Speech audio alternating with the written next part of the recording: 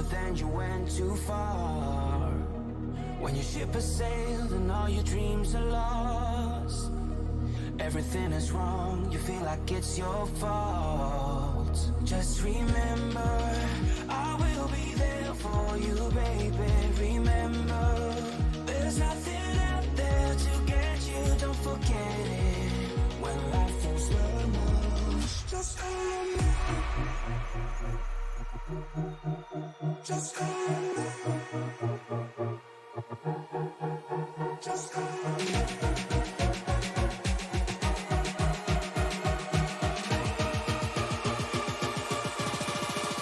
Just call me.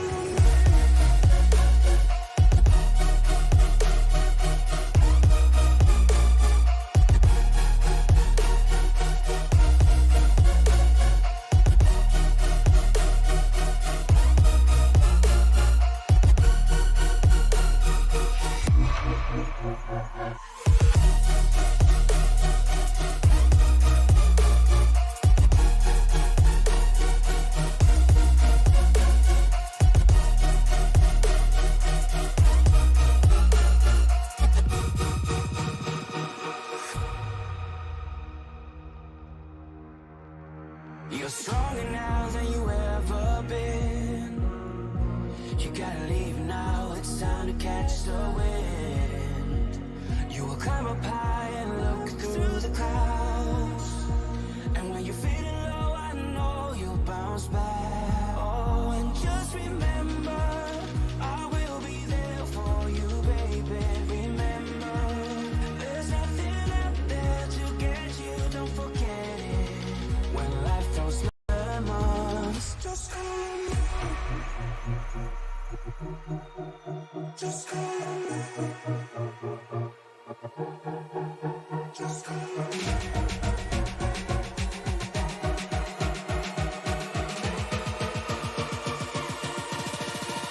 Just call me.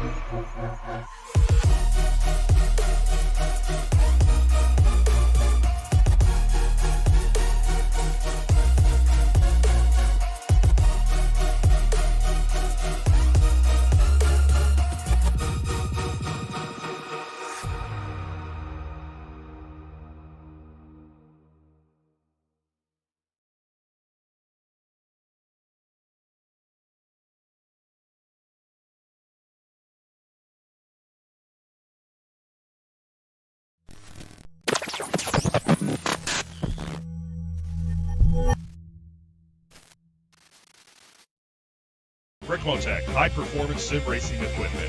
There's only one place to go, Ricmotech.com.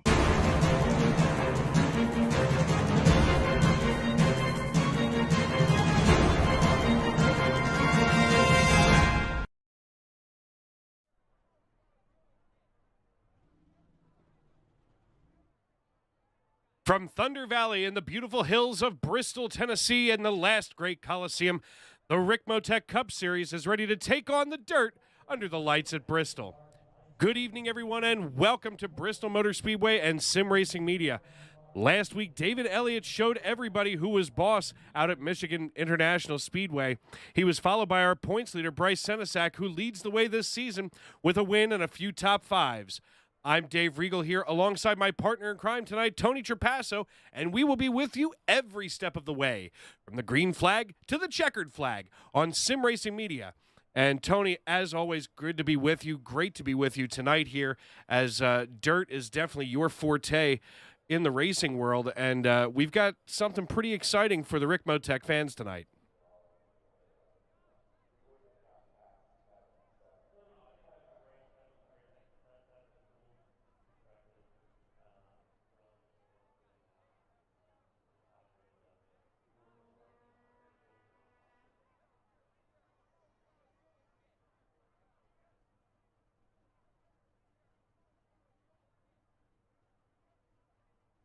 Yeah, dirt racing, definitely something that, even I myself have not had too much experience with. But I know that ever since NASCAR came here to Bristol and decided to throw all of this dirt here in the middle of this beautiful oval, it definitely gets people more interested in what goes on here in Thunder Valley.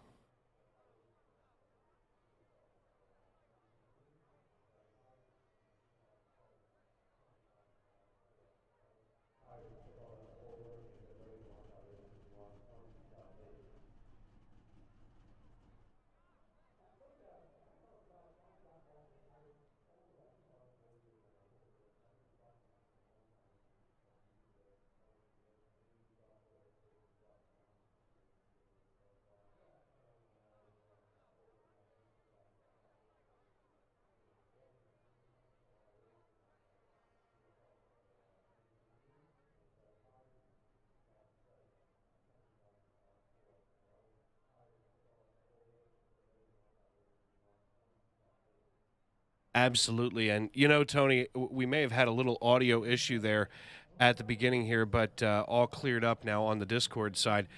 Looking like we're going to have a couple of heat races tonight, 10 laps apiece there, as all of the drivers will transfer before we go to the 80-lap feature tonight. Now, can you explain maybe a little bit about, we're talking about everybody transferring tonight, but what's the usual format with heat racing on dirt?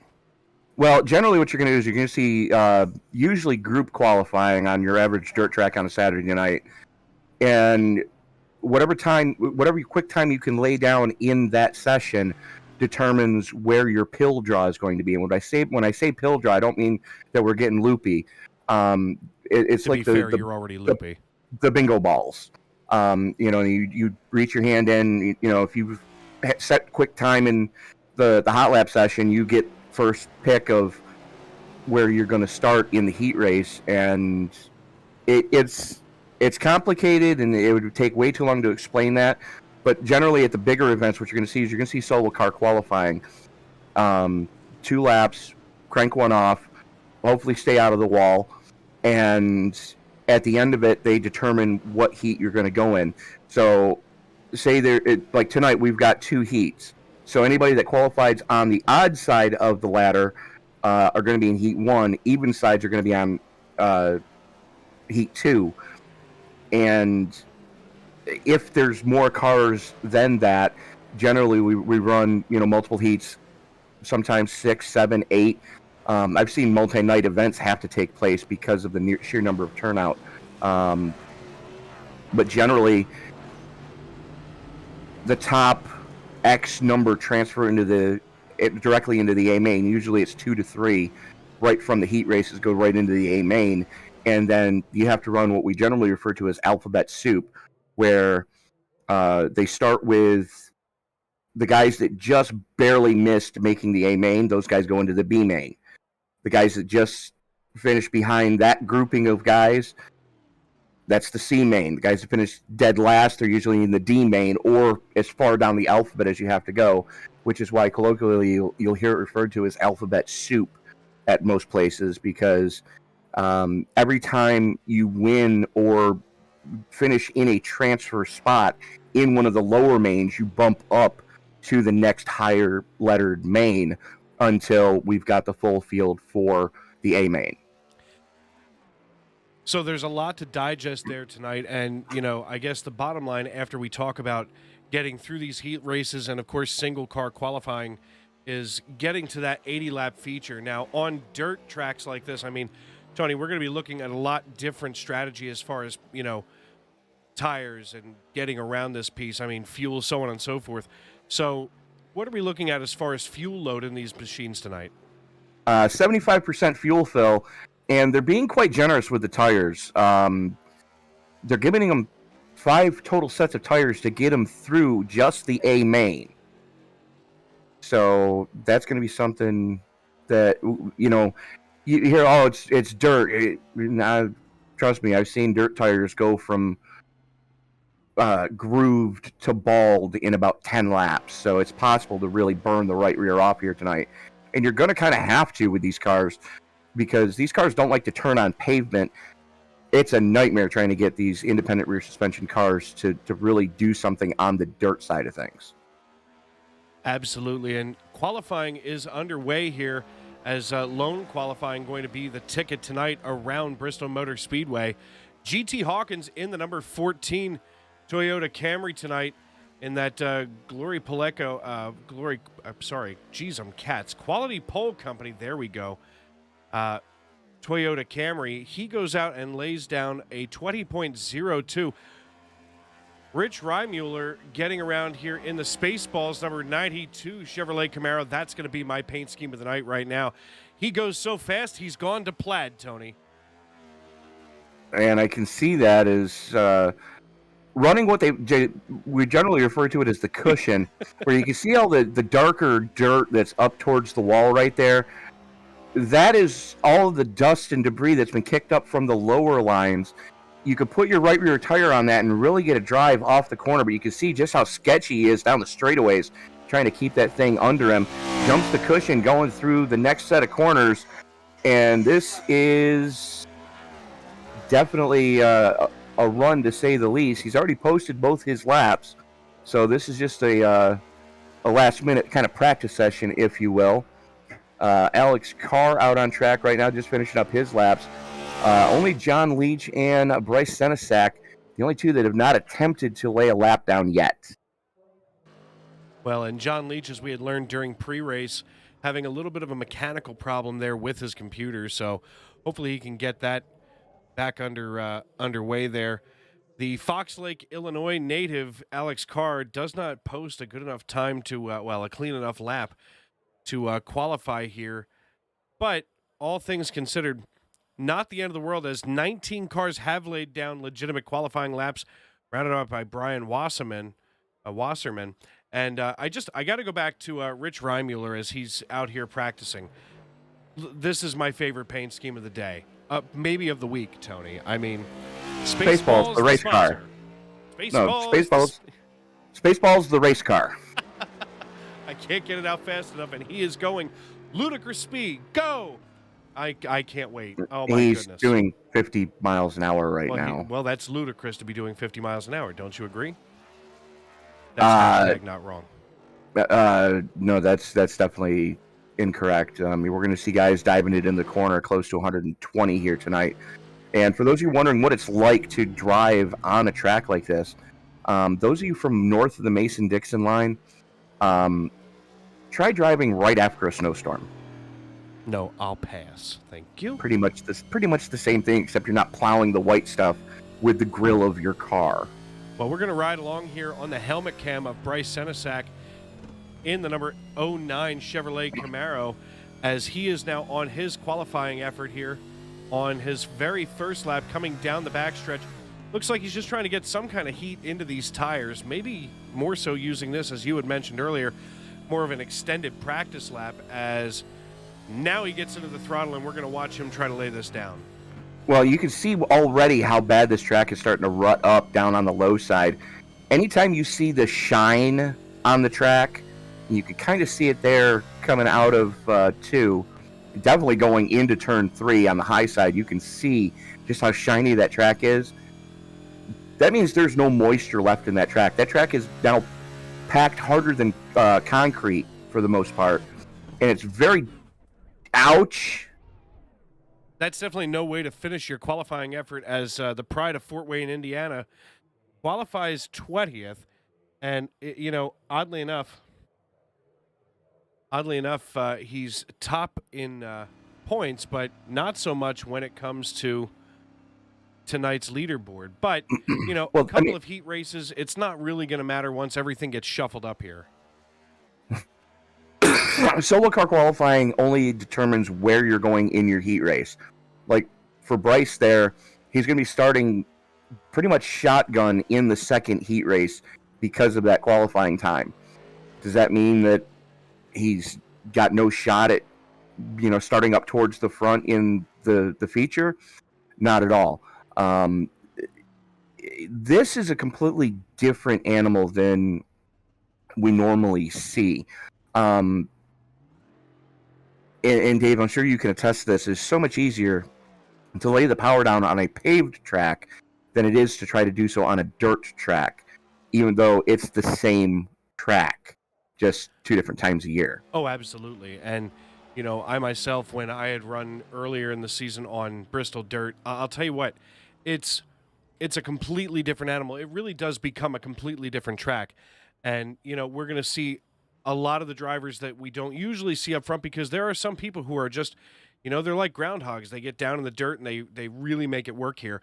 And, you know, there's other guys that, as asphalt guys, it's kind of like when you put an oval driver on a road course. It's just a completely different animal.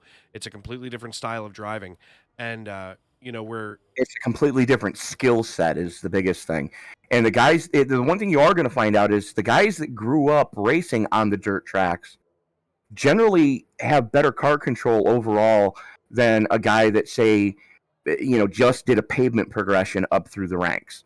You know, you give me a super late model pavement driver and a super late model dirt driver, and you put them in comparable equipment in any series, chances are that dirt track driver is going to abuse the equipment a lot less than the pavement guy does. Absolutely. And before we get too far along here, do want to welcome everybody into our youtube.com stream. You are watching Sim Racing Media. Looks like we have Monica Clayman saying good evening to Tony and Dave. Time to go racing. And she obviously had noticed the microphone problem that we had earlier. So glad to have you with us, Monica. And Alonzo King running 12th right now in our point standings, hanging out here in the YouTube live chat, as we hope that many of you folks do, especially during the heat races. Alonzo King says ready for Gerbil, I believe it is. Hi, Gerbil. And I guess maybe that's Monica's nickname, Tony? Inside joke, and I'm not touching it with a 10-foot pole. No, not even 39 and a half feet. But looks like she and Alonzo King have a little dialogue going there. So, folks, get into the YouTube live chat. Make sure that you subscribe to Sim Racing Media. Turn on those bell notifications. Give us a thumbs up, because it really helps the algorithm, you know, when people are searching for your friends and family out here on the racetrack. And, you know, Ricmotech and ExtremeScoring.info, both such great sponsors as far as, you know, getting these races aired, getting on with us. And, you know, I got to tell you, Tony, working with Ed Morris is an absolute treat, because, I mean, these guys are just organized from top to bottom. They absolutely are. And, you know, that's the one thing about Sim Racing Media. We have the honor to work with so many great league owners that put in the extra time to try to make their league stand out. And Ed Morris Jr. and Sr. up in the control tower tonight. Thank you, gentlemen, for being right on top of things all race long. You know, we're definitely in for a treat here tonight, Dave. Absolutely. I mean, you know, here we are in week 5, and, you know, every race that we've been together for, as, you know, due to vacations and other things going on in the real world, you know, we weren't together for all of these races. But what's a vacation? It's that thing where you go away, but that's not important right now. No, you know, vacation, Tony, it's where you just kind of hang out. So, heat race number 1 is ready to take the field. 12 drivers going to be in, led by GT Hawkins, Mike Rominger, Scott Ramler, Garrett Heath, Jeremy Clifton in the number 1 Chevrolet Camaro, Dennis Weeks, Alonzo King Jr., who is active there in the youtube.com live chat, Alan Hilton in the number 8 machine, Greg Carr in the 25, Brian Wasserman, Alex Carr, and Jonathan Leach, who still has not been able to take the field. So maybe 11 cars here as we get ready to get underway here in heat number 1, Tony. And we are at that, but you know, we're definitely in for a treat here. Anytime we get to come to a dirt track, I always look forward to it. As the Chevy Silverado pace truck, the official pace truck of iRacing, starts to roll it. 10 laps the scheduled distance. Everybody's going to be transferring into the A feature directly from the heat race. And the further forward you finish in this heat race, the further forward you're going to start in the A feature. And we see that iRacing.com pace truck making its way around here through turn 3 and 4. He's going to get ready to dive down pit road as those strobe lights are off on the roof of this piece.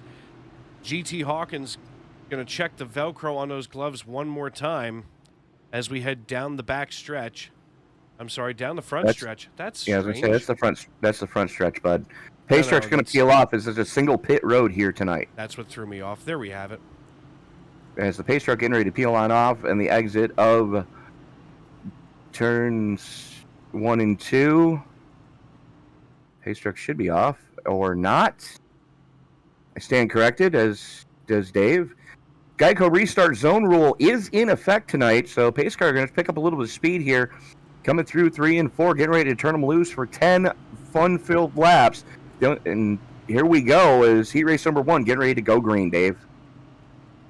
Absolutely. The iRacing.com pace car dives down pit road. GT Hawkins crosses the start-finish line. Everybody's starting to wiggle and wobble as they come down the front stretch. Hawkins dives it into turn number 1 and 2. Keeps that car rotating nicely. I can see the way that he's holding that. He's probably doing a little half-throttle shuffle there. But everybody else trying to find that little bit of grip here as the number 88 Dubby Ford Mustang, that Dubby Energy machine, makes its way past the start-finish line here on lap number 2. You'll have to forgive us for the graphical problems, as unfortunately our graphic overlay program does not like dirt tracks, folks. It loves dirt tracks about as much as I love road courses. And about as much as I love vegetables, so I guess we're all just having a love fest with SDK tonight. Absolutely. So, taking a look at the Glory Pole Company, number 14 Toyota Camry driven by GT Hawkins. He has now opened a 1.77 second lead over Scotty Ramler, and Scott here in the MSS Ford Mustang with just 0.47 seconds over Mike Rominger. Everything's starting to heat up pretty well tonight as Garrett Heath about to be side by side with Mike Rominger.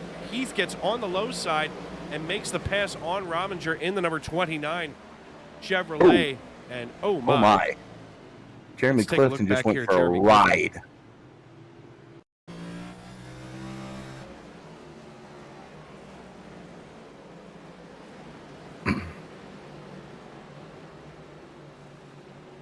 And we see Clifton just coming off. Here it comes.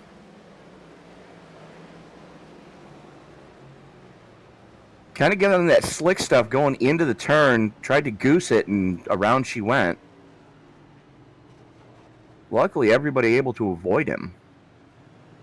Yeah, on a track as narrow as Bristol is, it's always nice when you see that everybody able to get around without too many issues here.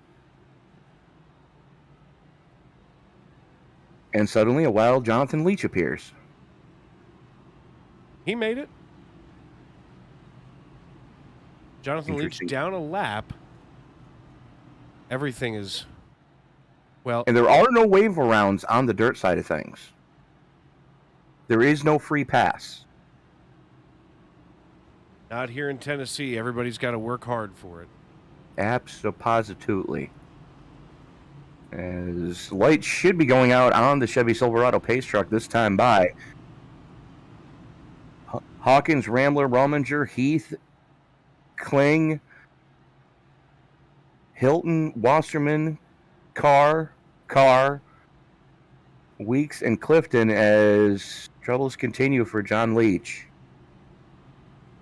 And folks, you're going to have to trust us tonight as during these heats on dirt, our timing and scoring is just a complete nightmare. As you're going to have to trust us when we say that GT Hawkins is leading this piece. I swear to you he is, and we wouldn't steer you wrong. Well, I mean, we wouldn't intentionally steer you wrong. We've done that by accident more than once. Well, I mean, we are on a dirt track, and you have to turn right to go left. Right. Well, you turn right to go left. Okay, Doc. All right. I guess you're not a fan there of the old the Cars movie there, no? All right. Little known fact, Paul Newman is actually a multi-time Sports Car Club of America national champion. Is he really?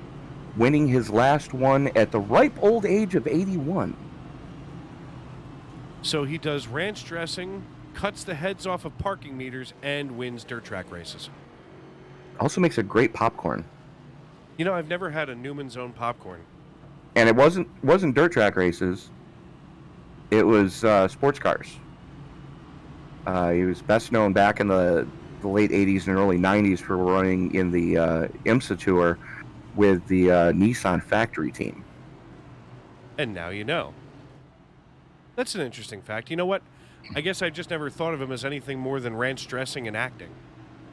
No, he's a hell of a race car driver. As a matter of fact, if he would have found racing prior to acting, he said that he would definitely have become a race car driver for his vocation instead of it just being a hobby to him.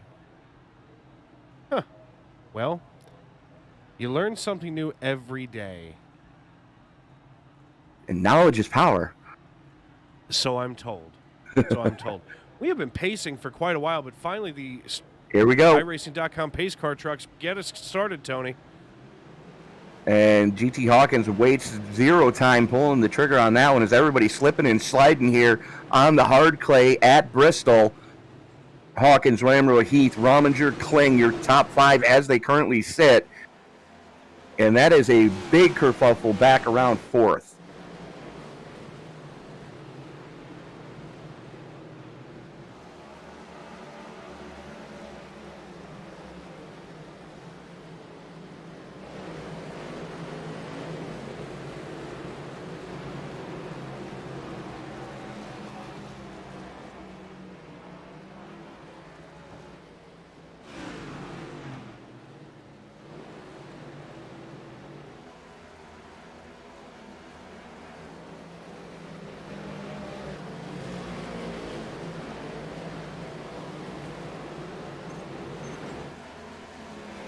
And Scotty Ramler trying to hold off Garrett Heath here as we are back under caution. This may be enough to end the heat, Tony.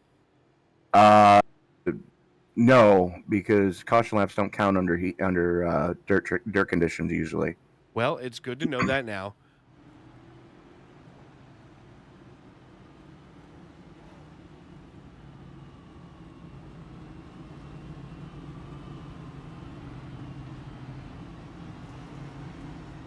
Well, folks, while we get this all situated and wait for the field to get reset, we are going to step aside and hear from our good friends over at Ricmotech. Ricmotech, high The performance search sim is racing over. equipment. The most There's only one place to comprehensive go. oval scoring solution is here. Featuring oval playoffs, adjust drivers per round, custom number of rounds, custom playoff points, provisionals, optional win and you're in, custom playoff displays, rookie championships, optional minimum participation, and load those results in seconds. Visit extremescoring.info today.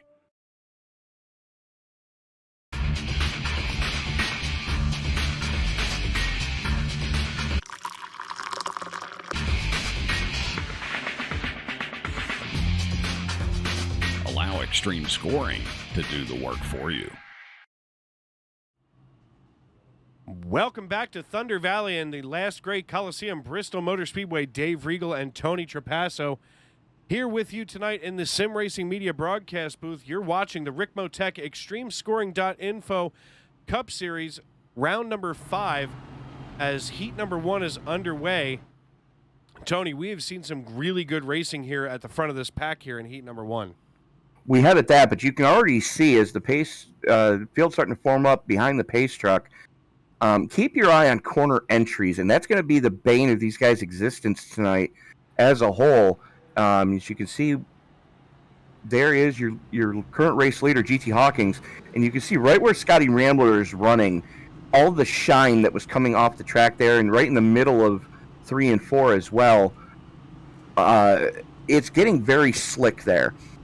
We talked about trying to drive on freshly snowed highway. This is like trying to drive on ice right now in those slick spots. Yes, they do have knobby-ish tires on there. It's almost similar to, they actually kind of look very similar to the rain tires that we saw this past weekend at Watkins Glen in the real world. But once you get that clay packed down, it's slicker than axle grease sometimes.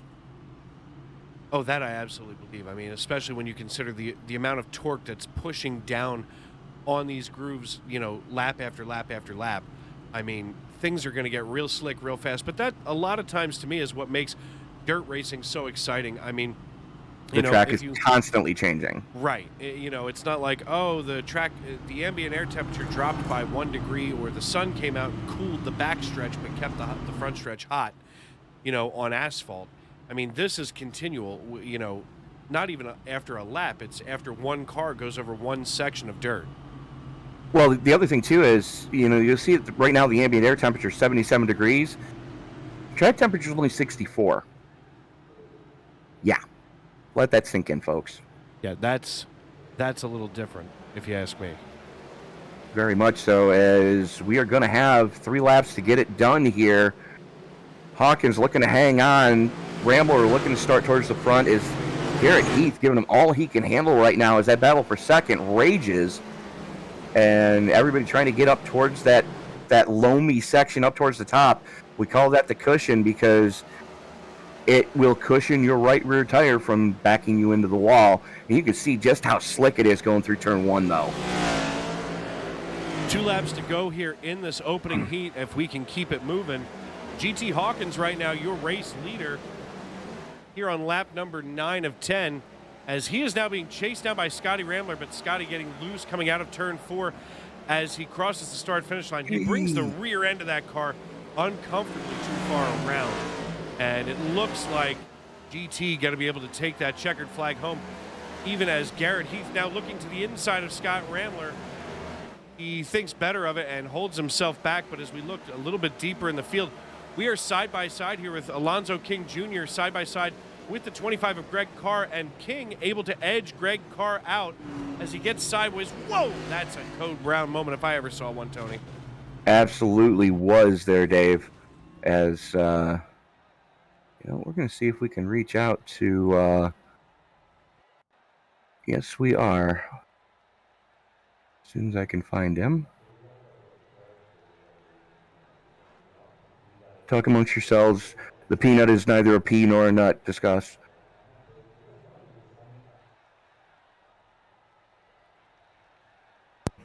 So joining us now, and I put him in the wrong room. Of course I did. Where the heck did I put him? Oh, I put him up there. Well, that's not where he goes. There he is. It's like trying to build an airplane while it's flying. Well, joining us now is going to be the winner of heat race number 1, GT Hawkins. GT, how difficult is it out there?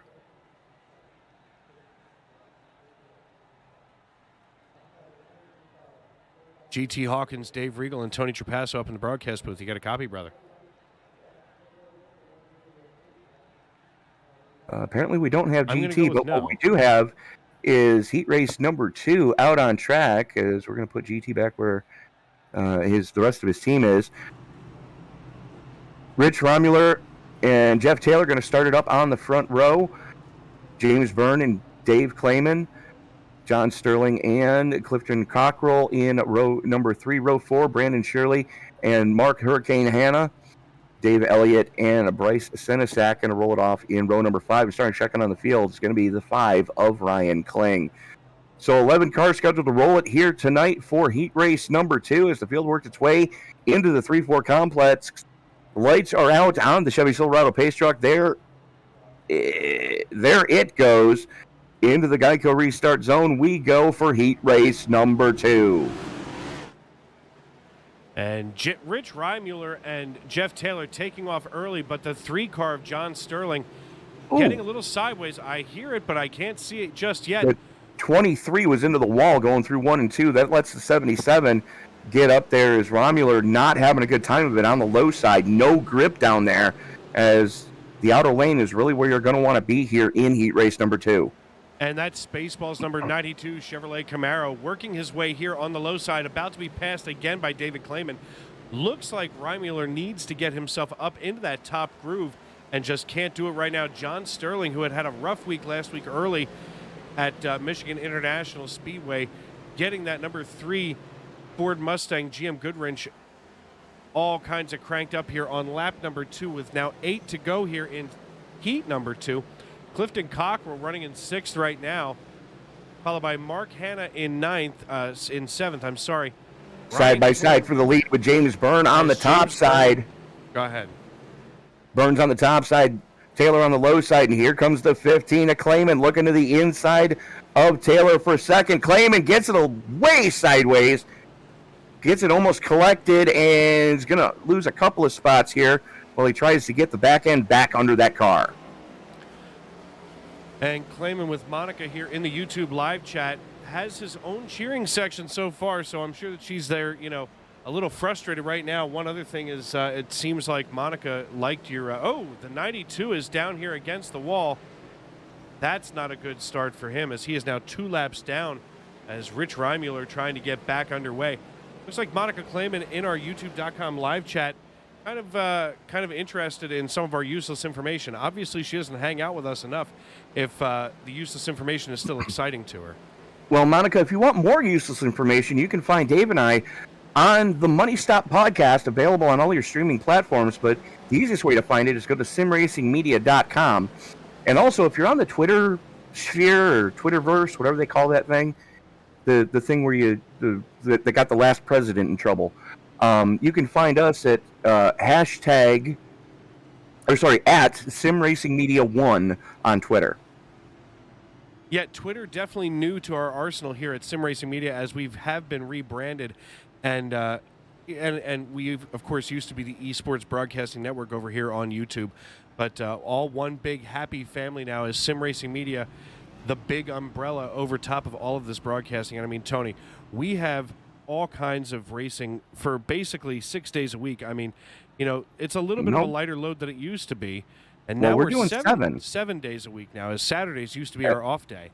But, as a matter of fact, Dave, I updated the schedule, so if you want to click statistics, you can see what is coming up here on the station. And I am very excited for what is coming up. Tomorrow night, of course, or later tonight, we've got Western States at Iowa at 10:05, Ghost Xfinity to Watkins Glen at 8:05. Thunderclap goes to Michigan tomorrow at 8:10. And Thursday is where I'm really excited for. We have 2 series, one series returning and 1 series premiering, as the Svenska GT3 series goes to Suzuka at 1:55 p.m. Eastern Time. And Indy cars are now back on the network as Sim Racer's Edge makes its return at the place where it all started, Auto Club Speedway in Fontana, California at 9:15 p.m. Eastern Time. I am very excited for both those series to crank up here starting on Thursday. Yeah, it's definitely an exciting time and an exciting period of growth here at Sim Racing Media. I mean, SRM we've done a little bit of shrinking, a little bit of growing, and it seems like every time we grow bigger than we were before. And also a little teaser here, if you follow us on YouTube, you can start to see pretty soon, I believe they're going to be recording it Thursday, a wraparound show that will have kind of a whip around show, really, that you can check out. So that'll be coming up soon as well. Plus, of course, Tony and I are going to be recording another episode of the Money Stop podcast tomorrow. And if you go over there to Spotify, you can look up the Money Stop podcast with Tony and Dave. If you folks are on TikTok or Instagram, Facebook, we've made a pretty good friend, a pretty funny friend, if you ask me, Mr. Justin Danger Nunley.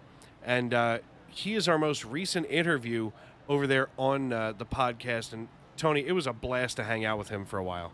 It absolutely was, Dave. I mean, that was probably one of the most fun broadcasts that we've done in quite a long time. But we've got a lot of interesting content coming up here on the channel, as looks like lights have now gone out on the Chevy Silverado pace truck. And watch me be wrong again. No, lights are out. We're going single file. Single file, and it's pretty interesting to see here as we're going to get reset.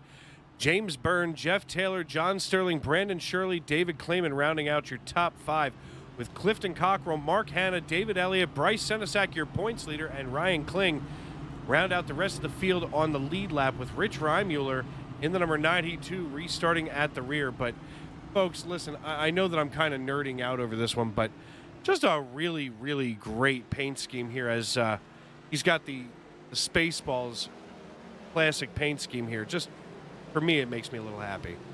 You know, and I think it's probably why our generation, Dave, is not offended by hardly anything, because we grew up on Mel Brooks films. If you grew up, if you were a fan of Mel Brooks's movies, and you ever use the words "I'm offended" and you legitimately mean that, here's your helmet, snowflake. Yeah, I have to say, I feel like I'm a lot less sensitive to some of the humor in today's world. As you know, I grew up with Mel Brooks and Richard Pryor films. You know, it's just the 3 and the 15 getting into it here, as we're still ticking down on the laps. They cross the start-finish line, and basically the 15 of David Clayman just punted the 3 of John Sterling coming out of turn 4. Now, Sterling getting into they're not done it. yet. My, they're not, as the 45 of Mark Hanna now spinning out of control with 3 to go. We are under caution here, as that was just all kinds of a mess. Let's take a run back here at the replay and see. We're going exactly into what overtime happened. for this one. And we can see Mark Hanna kind of minding his own business up here, as the 92 of Rich Reimuller getting behind him. But Hanna gets behind the 3 car of John Sterling, and they just barely touch. It sends Sterling down in front of Reimuller. Reimuller goes to stop up and winds up bouncing back up into the 45. Yeah, so that was a rough situation. Kind of knew it was coming. Once the 3 got punted the first time, he was driving angry from there forward. And we almost made it to racing back to checkers for this heat race. But we are going into overtime. The first of 2 attempts at a green-white checkered, as the 77 of Byrne going to continue to show the way. But getting back to what we were talking about not being easily offended, you know, I grew up with George Carlin, Andrew Dice Clay, Richard Pryor, and Sam Kinison. That's what I grew up listening to as far as comedy goes. And let's not forget Eddie Murphy. Yeah, old Eddie Murphy, not Eddie Murphy, Donkey like from Shrek. Yeah, no, this was the special that I first saw was Eddie Murphy Raw. And there's a reason why they called it Raw. It was very raw. I do remember. That was the most blue language I had ever heard up until that point. And then I found George Carlin and went, okay, yeah, that wasn't so bad. There are 7 words we still can't say on TV, even when it's YouTube. You are correct, because YouTube will give us a community standard strike, which is why we try to avoid those 7 deadly words. Which, I mean, we do a pretty good job staying away from those 7 words. But, you know, I think one thing that George Carlin taught us was common sense. You know, if society takes 1 second and just kind of steps back in retrospect, we're all kind of goofy, right? Pretty much. And, you know, we talk about those 7 dirty words that Carlin said you're not allowed to say on TV. 1989, what happened at the MTV Music Awards? Andrew Dice Clay on live TV says all 7 of them. You know, and for those of you who are not familiar with Andrew Dice Clay, perhaps you've heard someone say, "Little Miss Muffet sat on her tuffet, eating her curds and whey." What? Stop. There's nothing dirty with curds and whey. And really, it was the spider that sat down beside her. He asked what was in her bowl. We have children watching, Dave. I didn't say a single thing. I have children. They're probably going to grow up damaged like you and I. And by probably, they will. 99% sure of that one's going to happen. Yeah, there's a lot of therapy in my children's futures. Lights are out on the pace truck, Dave, as the field's coming out of turn number 2 now. James Byrne, Jeff Taylor, Brandon Shirley, Clifton Cockrell, John Sterling, David Elliott, Ryan Kling, Bryce Senesac, Mark Hanna, and Dave Clayman rounding out your lead lap cars. Rich Remuller, unfortunately, is currently sitting 2 laps down. And that, kids, was called transitional material and getting Dave back on task. I need to get paid overtime for trying to do this with you every week. Look, between the 2 of us, we keep each other from falling off the edge of the cliff, and, you know, it's never really that bad. you're right. But let's recap what we did learn today. What is a sparkle muffin? Oh my goodness, the sparkle muffins up there in Syracuse, Tony. I can't wait. And that's the thing, is everybody thought it was a troll, but no, they were serious. It's a venomous spider from Australia that they call it a form of a peacock spider. As here we go, white flag in the air, and Kling just banging fenders with the 92. Hey. Oh, that was close right there as the 92. Oh My. Just punted himself onto the inside wall in the backstretch. And I That don't was the think front stretch. I don't Get think the pace. he's having a good night. He is not at all. Get the backup car out, boys. As again, James Byrne holding on for the victory. Jeff Taylor, Brandon Shirley, Clifton Cockrell, John Sterling, David Elliott, Bryce Senesac, Ryan Kling, David Clayman, Mark Hanna, and Richard Romuler rounding out your finishing order there. And Dave, I think now would be an excellent time for us to step away, pay a couple bills, and be back after this.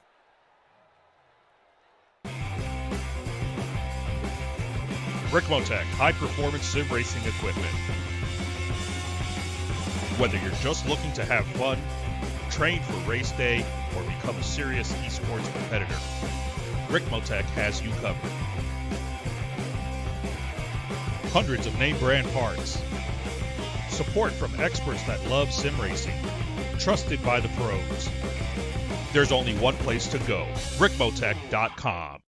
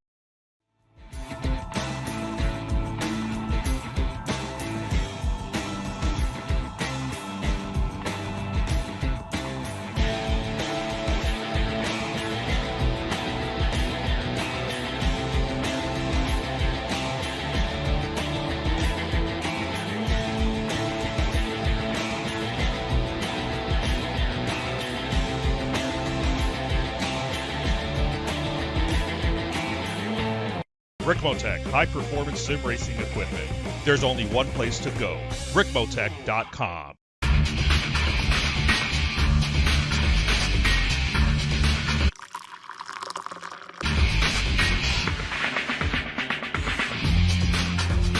Allow extreme scoring to do the work for you.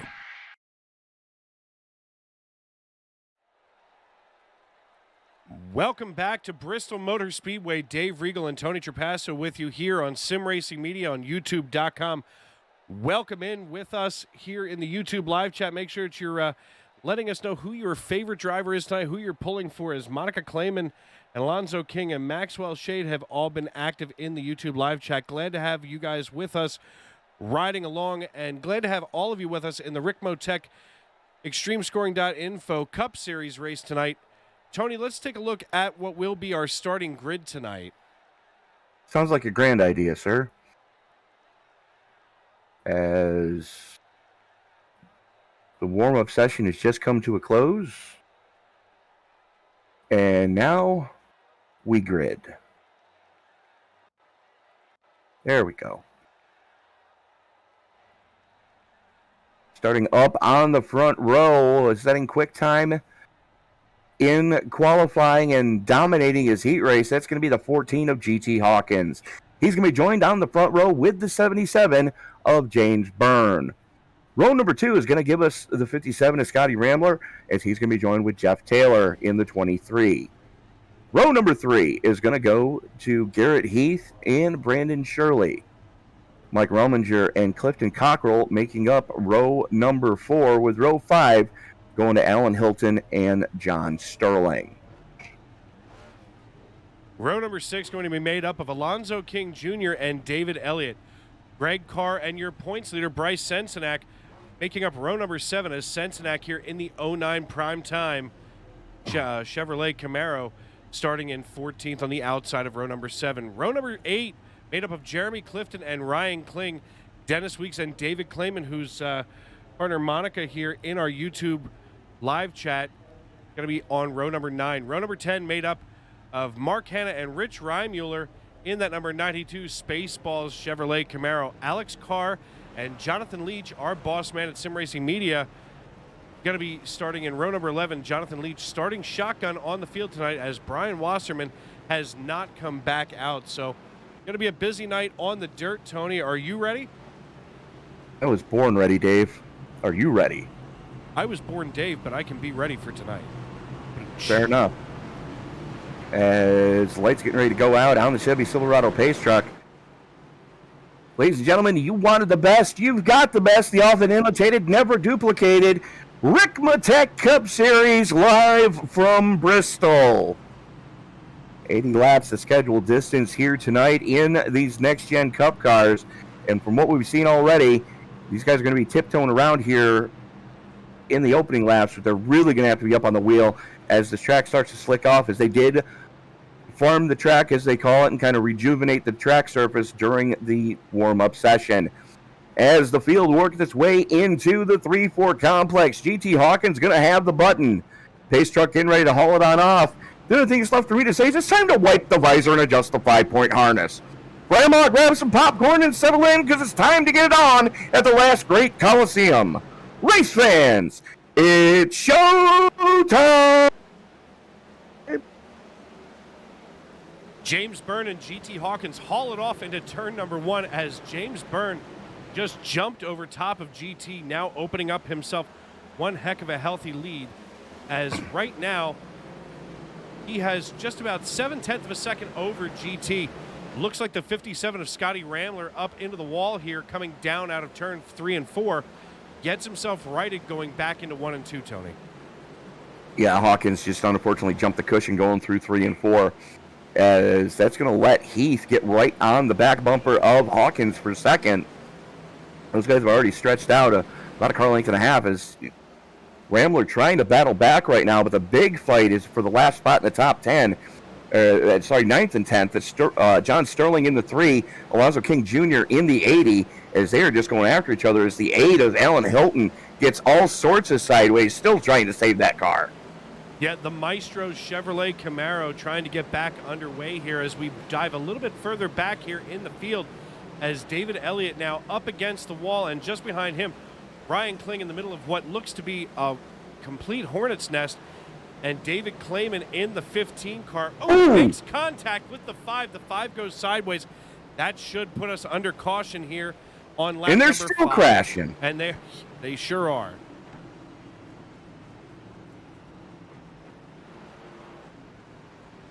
Let's take a run back and see exactly what may or may not have happened. Definitely kind of a mess there, Tony. It absolutely was. As Kling was he was trying to save it and just dove it into 1 and 2. And it was the shot down the front stretch, or sorry, that was 3 and 4. The shot down the front stretch just completely got into that slick stuff, goes up into Hannah. Hannah absolutely nowhere to go, eats wall. And then they come down, they collect the 45 and the 26.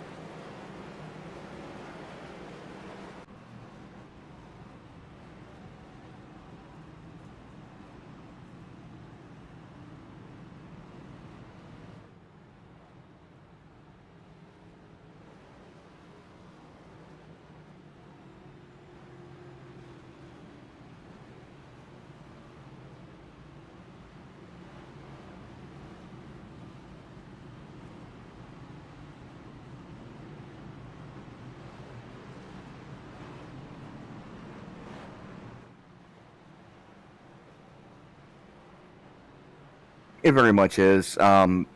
It's always fun looking back at, the past week's broadcast that the team that at SRM is able to put on week in and week out. And I've got to tell you, Dave, working with, I get the honor of working with you, Frank, I've worked with Josh Capernall. I've worked with Mike DeMone. I have also worked with Jason Softford, as well as James Riles in the past. And I think we have assembled a great broadcasting team to bring these races to the masses. You know, and what's interesting is that we have so many people at Sim Racing Media who have real backgrounds in real broadcasting, such as yourself, coming from radio and, music radio. But, of course, you also have garage experience in real NASCAR. I did sports radios for a while, too. Well, see, I was the in-studio producer in Syracuse for the Buffalo Bills and the New York Yankees. Well, and, of course, we've also talked about, Father Frank Marchese there being Absolutely. the in-studio producer for, of course, the beloved San Diego Padres. And, it's like we have such a cool group of people that, their day jobs are so cool, and here they are hanging out with, you and me. Well, I mean, when you get a good group of people together, and you get it's something you cannot script, you can't force it, but there's people that they have chemistry together. For example, you and Greg McConey and Frank Marchese and Josh Capernall and the Joseph and Damon Lester. There's a reason why we attract the talent that we attract to this company, and it's because everybody seems to have that chemistry with each other. Might take a race to find it, but generally we can always find it. As the lights are out on the pace car. Here we go, green flag.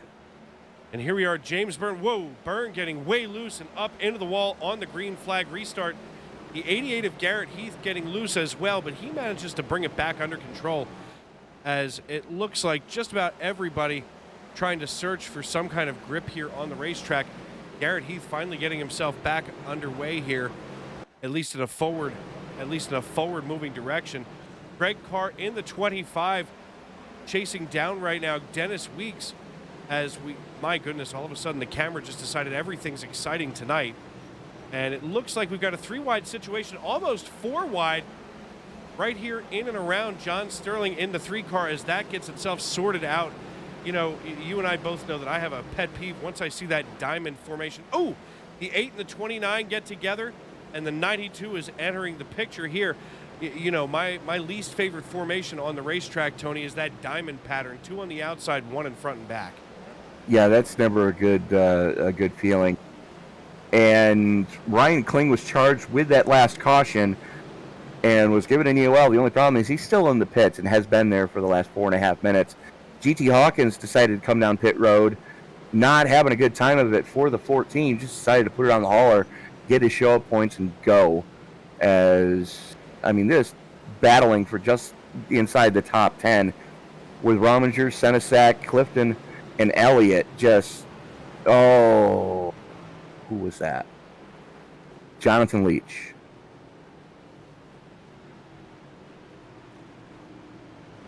Taking a look here at Jonathan Leach, who just got himself into some kind of trouble here on the racetrack, is the white and black Chevrolet.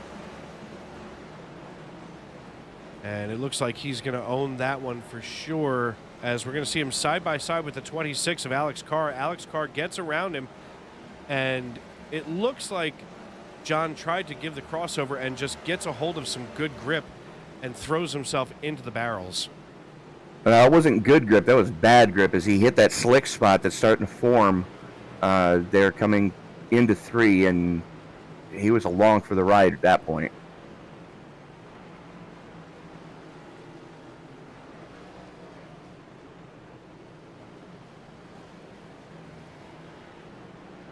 It's not updated. I already did. As we are under caution number 2 here tonight at Bristol. And in case you're wondering what's going on at the bottom of the screen, caution laps not counting. So we are going to see all 80 laps under green here tonight, as James Byrne leads Garrett Heath, Jeff Taylor, Alonzo King, Brandon Shirley, John Sterling, Alan Hilton, Rich Romuler, and Mike Rominger, and Bryce Senesac rounding out your top 10 as they currently sit. And I said it earlier, there's normally not waiver rounds on dirt tracks, but looks like they decided to be kind and gave GT Hawkins one of his laps back. Well, GT obviously out here, working his way back around the field. I mean, definitely not the kind of driver that we ever see, being abusive. And, realistically, he probably deserves to get at least one lap back here. I do want to talk about David Clayman, as I wasn't sure who Monica Clayman was in our YouTube.com live chat, but that's David's mother. So, David Clayman, Mom's watching you from there at home on our YouTube live feed. So that's really nifty, all things considered, Tony. I mean, to have, family being able to watch you and do what you do. As, you and I have discussed so many times that iRacing itself is an escape for so many of us. I mean, you put 40 hours a week in at your job, but sometimes you just need a little bit, something different, and tonight you're sitting in Bristol, Tennessee. And of course, maybe Sunday you might be sitting in the sun at Daytona International Speedway. It's the possibilities are endless on iRacing. And there are. It's not just tracks to go to. There are so many different car and track combinations that you could figure out to make work here in the iRacing servers, that if you did every possible car and track combination, it would take you 5 years to run one race a day with every possible car and track combination that iRacing offers. That's an if you really think about it, especially, and now, are you talking about each individual manufacturer or just the type? The type of cars.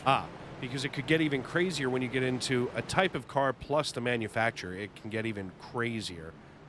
Well, I mean, generally you run all three manufacturers here in the Cup Series. There's the Gen 6 cars as well.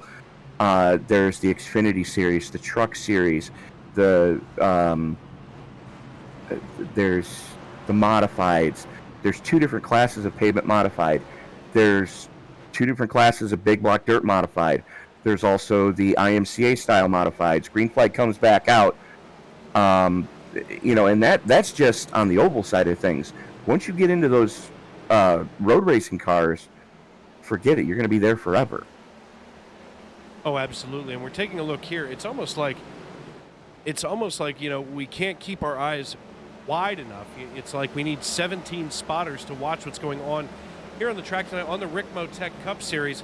And, from top to bottom here, these drivers are so talented. I mean, especially to go from asphalt to dirt and back. As a matter of fact, I was having a conversation last night with the GOAT of all that is Supercross and motocross, Ricky Carmichael. I was having a conversation with him, and I said, I wanted to know what it's like getting, going from 2 wheels on dirt to 4 wheels on asphalt. And he said it is the wildest thing. Like, a layman like yourself or myself, we would think, oh, it must be easier to have asphalt underneath you. And he said it's actually the complete opposite. He said asphalt is harder to drive, and especially when you're going from 2 wheels to 4. And, because you can lean your body to help maneuver the bike. Exactly. You're strapped into that seat. You're along for the ride in a car. Exactly. And Ricky was explaining that for quite a while, and it makes me want to start to say, oh, we've got one around down here in the bottom, and Taylor. Not sure who that is. Looks like Jeff Taylor, as he's going to get himself back underway. Lap 24 of 80. We are back under caution, as that's going to be caution number 3.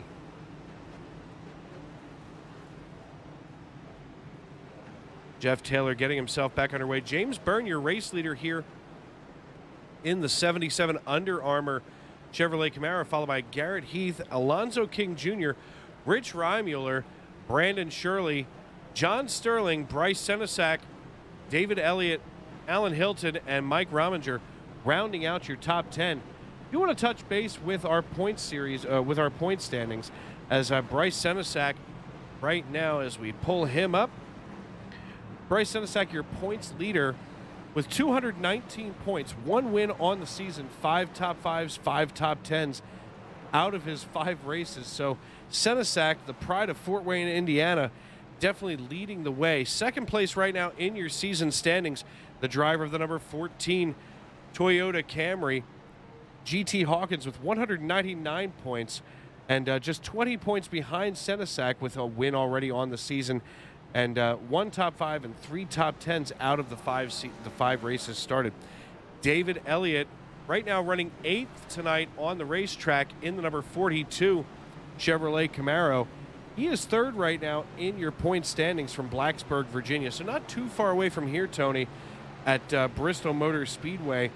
Michael Thwaites running 4th right now. He is not on track tonight, so that's not going to bode well for him, as Michael Thwaites not on track tonight, but running 4th in points. And rounding out the top 5, Mike Rominger,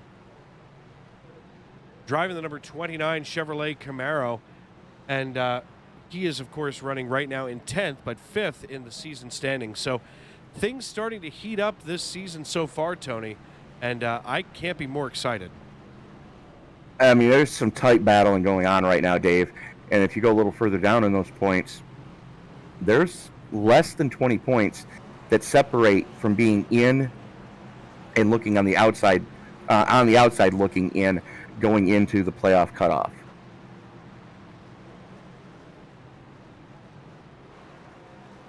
As the field continuing to form up behind the pace car here.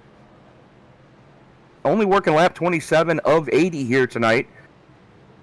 Thank you so much for making us a part of your evening. Dave Regal, Tony Trapasso up in the booth with you tonight for this one here on Sim Racing Media.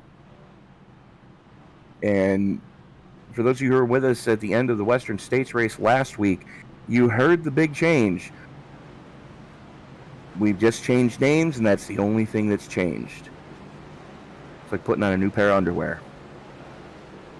You know, there's nothing better than that fresh pair of underwear, right?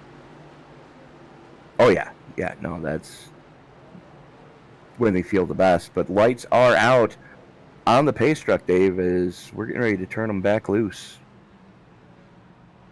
Well, finally got the points to be able to pop up on your screen. We'll talk about those during our next break, but because I'm sure that we're going to have yet another caution coming down soon as the iRacing.com pace truck drives down pit road. James Byrne gets his foot on the loud pedal, crosses the start-finish line, and we are back under green flag conditions here at Bristol Motor Speedway in the dirt. And so far, so good as far as the restart goes, but Rich Reimuller now has worked his way all the way up into 3rd position, chasing down Garrett Heath, as if Garrett Heath owes Reimuller some kind of lunch money, as right now Heath trying to hold him off, and you can almost see maybe it makes Rich Reimuller just a little bit cautious, as that number 88 W Energy Ford Mustang wobbling a little too much to make a clean pass. Well, it's not just that, Dave, but you can see just how slick the center of the corners are, especially down on the lower side. And unfortunately, we're going to see cars starting to use up the right rear quarter panel as that cushion pushes further and further towards the concrete retaining barrier here at Bristol. And Romuller's giving Heath all he can handle right now, but the two of them battling side by side like that has allowed James Burns in the 77. He's already out to a 2.5 second gap.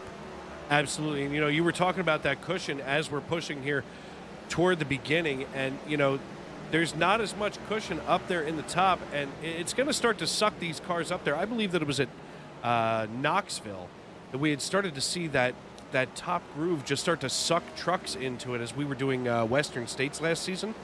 Oh, yeah. No, that was Eldora. Eldora. Yeah, it was Eldora, where we just saw all it took was that right rear to get up into that darker loam, and it just sucks these machines up into the wall. And we call that normally the Larson line, or at least that's what it's been referred to as. GT. Oh, no. That was our pole sitter, GT Hawkins, going for a ride on the front chute. And we see GT here as he gets on the inside of the 97, throws it down, and just all of that momentum takes him up into the 10. They get together, and it sends GT Hawkins right into the outside wall, and the 17 comes to finish the job. Yeah, 17 tried to go for a gap, but the gap wasn't there yet. And since you worked so hard on it and I wasn't able to get it up earlier, we'll take a look at these point standings, Tony. I mean, all the way down here through these drivers, through the top 14, these are some really great drivers all the way down through. I mean, there's not a whole lot of gap. And in fact, Jeremy Clifton here in 14th position with a win on the season. He's just got to be able to be more consistent, as Jeremy Clifton only ran 4 races where everybody else had run 5, so that's definitely not helping his point situation. It is at that, and I mean that's really what's hampering him right now. If he can stay consistent and continue to show up for races, I can pretty much guarantee you he's gonna be in that final cutoff spot of the top 12. And just the fact that we're yes, it's still early in the season. I get that, folks. But as close as these guys are, I expect this championship battle to be a slugfest until the final checkered flag flies. Without a doubt. And we have seen so many different leagues that just turn into a complete slugfest. I mean, don't get me wrong. We always find those ones that, one driver runs away with the series that season. But, we have a lot more, many more leagues out here that basically are just complete nightmares all through the season as far as points. Well, you want to talk about a nightmare. If you're Bentley Glazer for the Western States Racing League, this is the first time in 3 years he's not been in the points lead. You're kidding. I wish I were. Who's their current points leader over there? Do you know?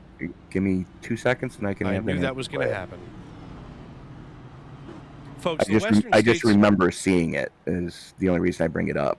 The league that Tony and I are talking about is the Western States Racing League. They are actually going to be live at 10:15 Eastern Time tonight on Sim Racing Media. You can go check out their broadcast after us, of course, because we don't want you to miss a single lap here at Bristol Motor Speedway. But the Western States Racing League is on season number 47. They run 2 a year, so it's been 23 and a half years that the Western States Racing League has been together, and Tony and I each have a soft spot for them, as that's actually where, Tony, that's where our first date was. I mean, they slapped me in the booth and they said, here, you're going to hang out with this guy. Okay, I don't know any better. But, Tony and I both have a soft spot for the Western States Racing League because they have kept it together for 23 years. They have, and currently sitting atop their pile, again, for the first time in 3 seasons, it's somebody other than Bentley Glazer who's currently sitting in second, 2 markers back from Ross Rawlings, who currently leads the points over there. Newer.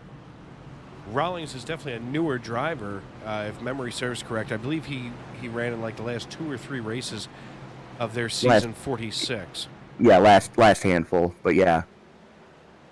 As we go back under green here at Bristol for the Extreme Racing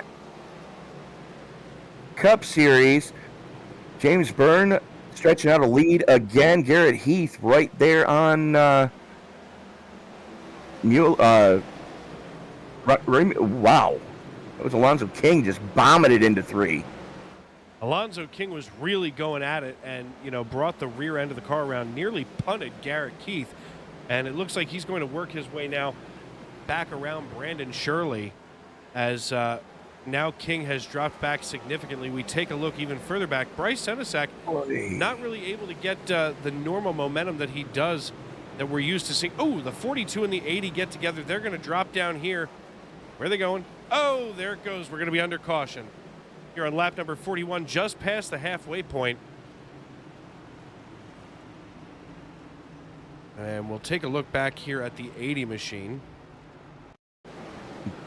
Jumped the cushion, the back end just washed right out coming out at 2. And it is so hard once you get up there to try to get that car settled back down. It's not like asphalt where you just get off the throttle, give it a second, for the springs to finish rebounding. And it looks like that left rear, he bounced off the drums there at the end of pit road. That's not attached anymore. No, that left rear suspension is done. And he goes on the hook, takes it to pit road, and we are under caution number 4. Dave, what do you say we step away and pay a couple of bills?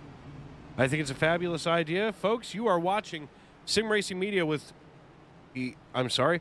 You are watching Sim Racing Media with the Ricmotech Cup Series. Tony Trapasso and Dave Regal here in the broadcast booth, stepping aside from Ricmotech and ExtremeScoring.com.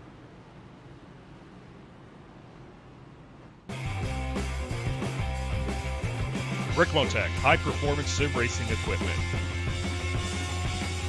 Whether you're just looking to have fun, train for race day, or become a serious eSports competitor, Ricmotech has you covered. Hundreds of name brand parts. Support from experts that love sim racing. Trusted by the pros. There's only one place to go, Ricmotech.com.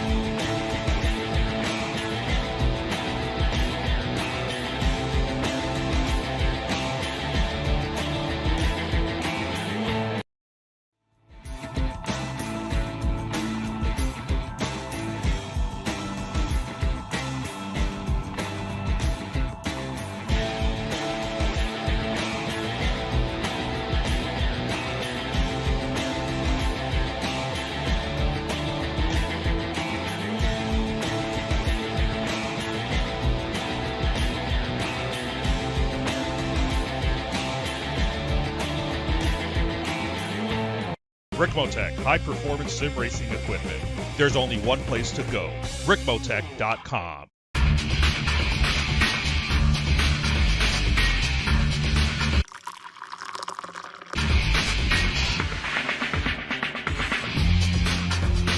Allow Extreme Scoring to do the work for you.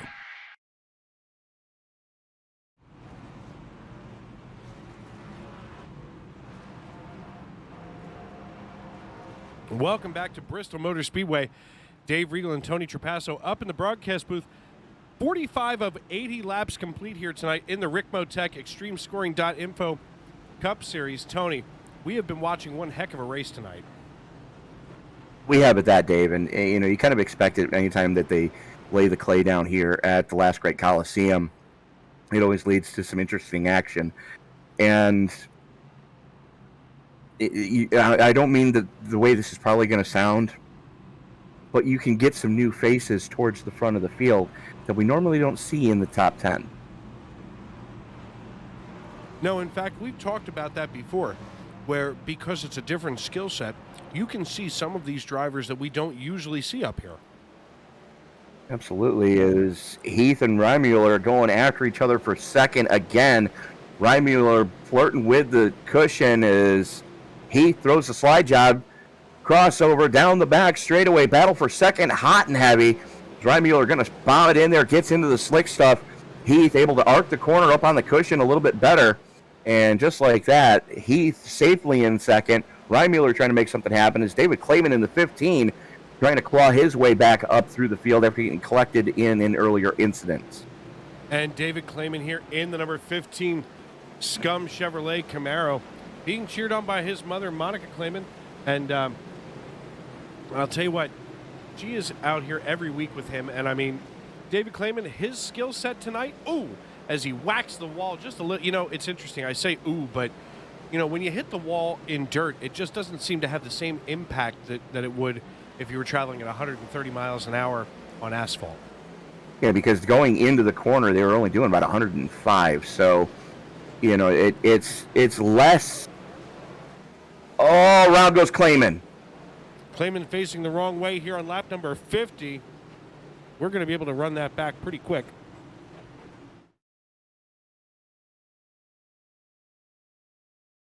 That better not be Beltrami salami pizza you're eating.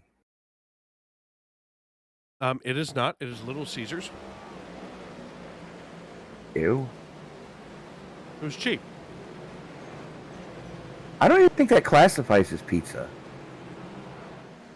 Well, the day they start paying you and I a lot more to sit here and call these races, it's the day that I can afford not Little Caesars. I mean, you can get a medium at Domino's for about the same price. See, I don't like their sauce. Oh, fair enough.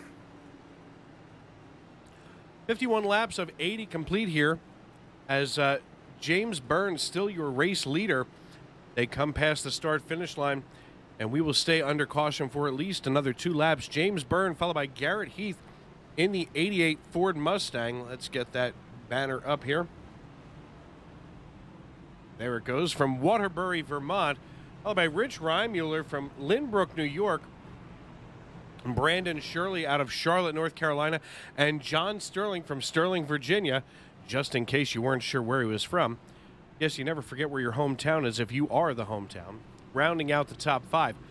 Mike Rominger running in 6th, Jeremy Clifton, Bryce Senesac, David Elliott, and Dennis Weeks out of Chesapeake, Virginia, rounding out your top 10. Tony, this top 10 changes more than just about anything I've seen so far this week.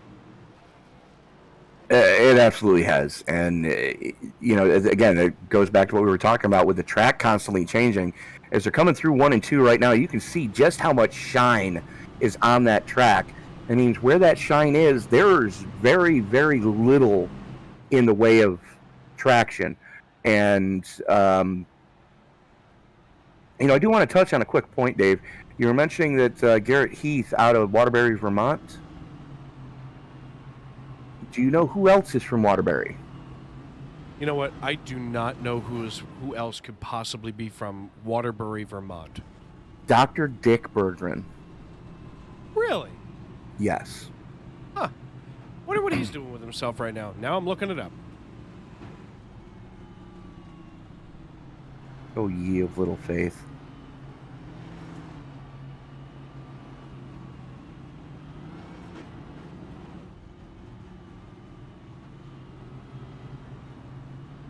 I'm just curious on what Dick Berggren's doing now in his retirement. Well, I mean, he's still running the Hall of Fame up there. He is. Huh. Who knew? And now you do. Absolutely. And he was also the leading editor at Speed Sport News for quite a while. Started the Speed Sport News, for that matter. Now that is a worthwhile publication. It is. If you consider yourself a racing fan and you have not read Speed Sport News, you owe it to yourself to at least get yourself a 1-year subscription. And yes, he actually, they surprised him back in 2008 by inducting him into the New England Auto Racers Hall of Fame. And he's the curator of that museum. Nobody told him he was getting inducted. As the pace truck peels on off, we are back live here at Bristol. And James Byrne, looking to make hay here in the Middle Tennessee area, is that, wow, Reimuller just throws the hip check to Garrett Heath. Russell's second away from him. And Spaceballs, the race car, is now back on your podium. And I'll tell you what, it is nothing but a hornet's nest from about 6th all the way back through 10th. I mean, this is just a nightmare as your points leader, Bryce Senesac, in the 0909. That's interesting. Oh, I see what he did there. The primetime Chevrolet Camaro working the outside. At this point, it looks like he is just trying to hold it in and make it here to the last several laps. You know, and if I understand Bryce Senesac well, and I don't completely, but he seems like one of those guys who wants to just keep it alive and, be in and around the top 10 toward the end and make a pretty good push, as we still have more than 20 laps to go here. David Clayman clawing his way back up through the field as 97 of Dennis Weeks eats the wall. That was no bueno there. As Reimuller finally takes the lead back over from James Byrne, new leader for the second time here tonight.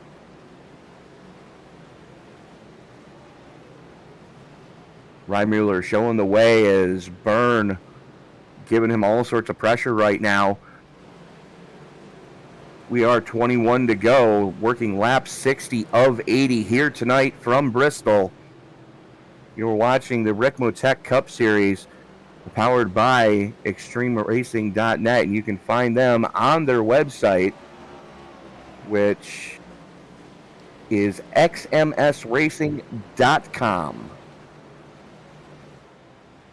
And something just happened to Wasserman. We're going to take a look here at Brian Wasserman in the middle of your screen in the 17 machine. And we see him coming out of the turn here as he heads down onto turn 1 and 2. Looks like he just gets it side. Oh! And just gets nosed into by the 45. 45, of course, pushes him out of the way. And now the 17 Chevrolet of Brian Wasserman trying to get back underway here. How is that not a caution? He didn't go completely in reverse. He was like just barely perpendicular. He spun around. Well, he kept it moving. And now he sits a lap down. I mean, to be fair, I don't tell iRacing what to do.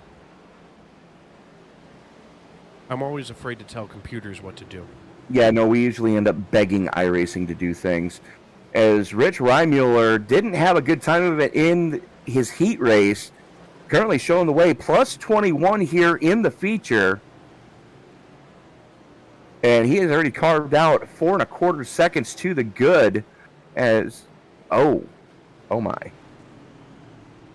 Bad news for Brian Kling here as we're going to go back here to the replay.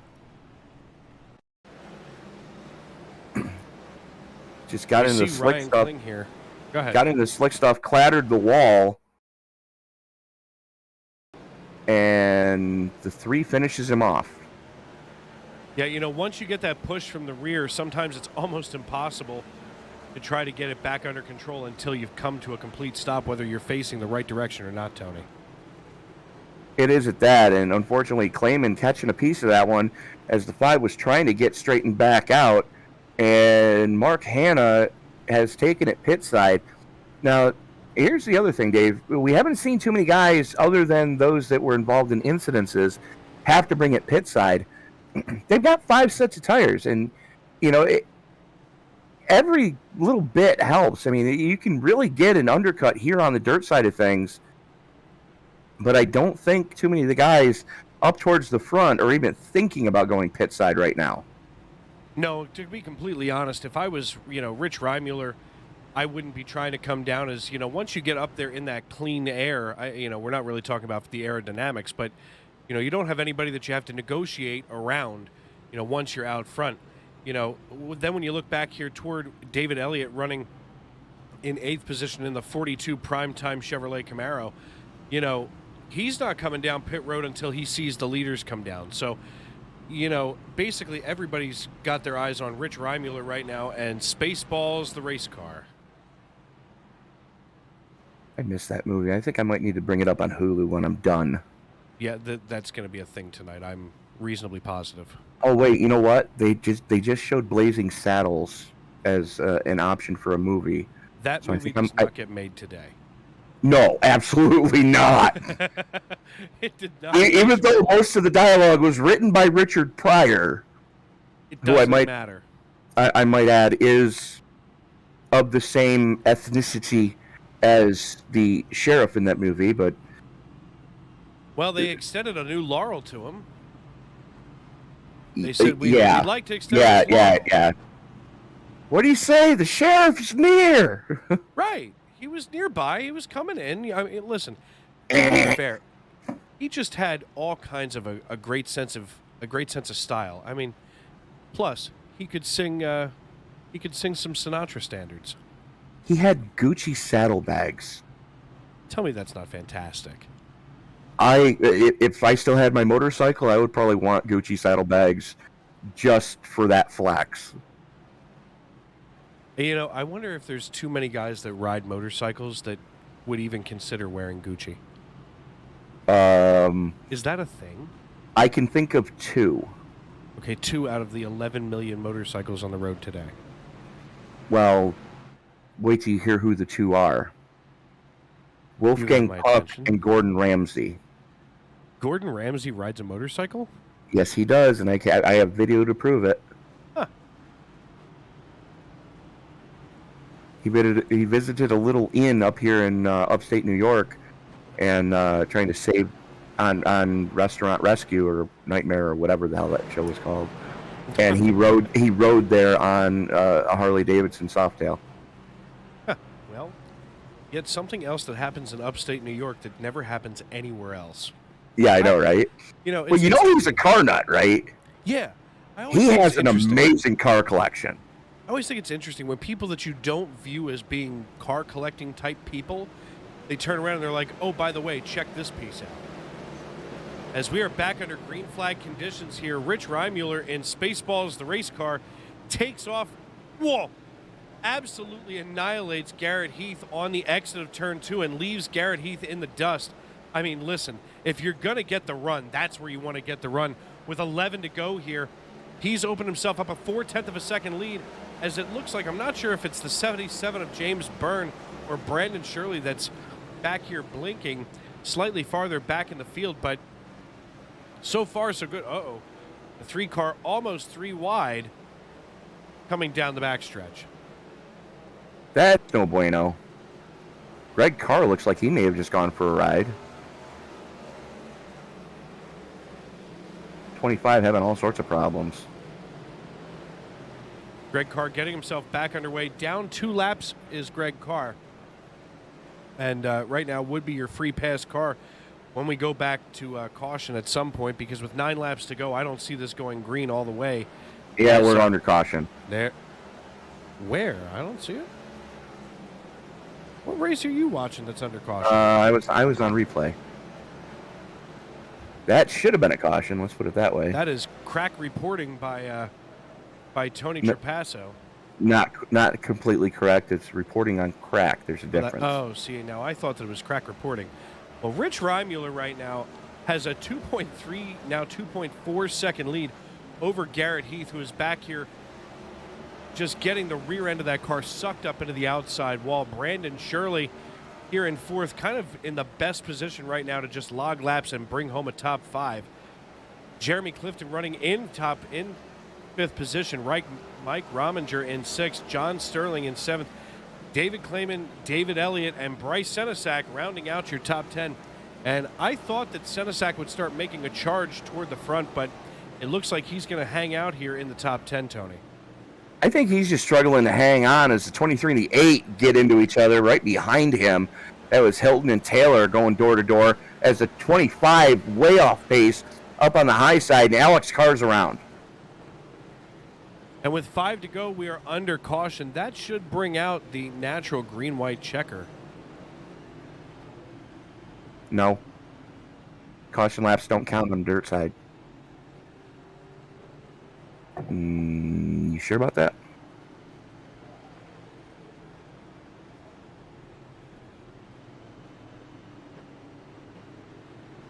Got in that slick stuff and backed it around.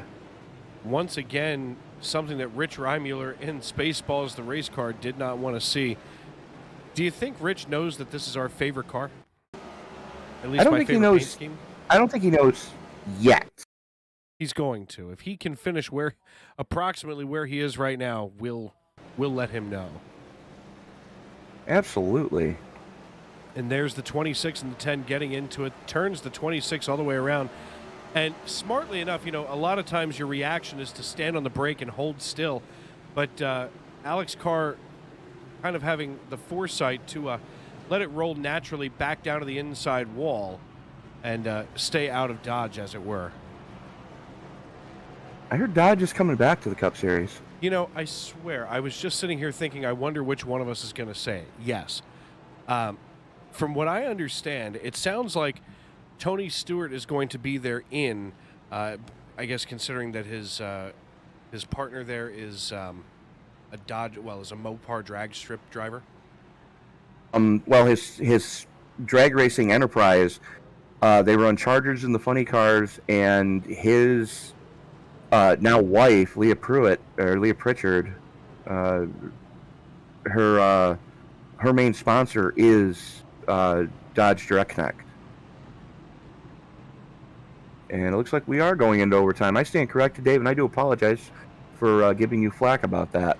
It's all right. It doesn't happen often. Every now and then a blind dog finds a bone. There you go. So I just want to touch on a couple of things here as far as Rich Reimuller goes.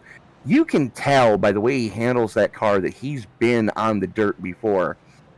As a matter of fact, 99 dirt oval starts, 32 of those in the top 5. Average finish of 7. So basically, he knows what he's doing. He's got a good guess going on. If you're going to guess into this. Yeah, his I rating is one of the highest right now, well over 2,000, which is actually an award that they hand out now in iRacing. If you can get your I rating in any one of the 4 disciplines that they offer, it is a new award that is given out to all the drivers that are able to do that. Absolutely. And as we are here in overtime, I want to remind you folks at home that you're watching the Extreme Ricmotech Cup Series, brought to you in part by Extreme Scoring. Visit xmsracing.com for series information and point standings. Dave Regal and Tony Trapasso here in the SRM broadcast booth.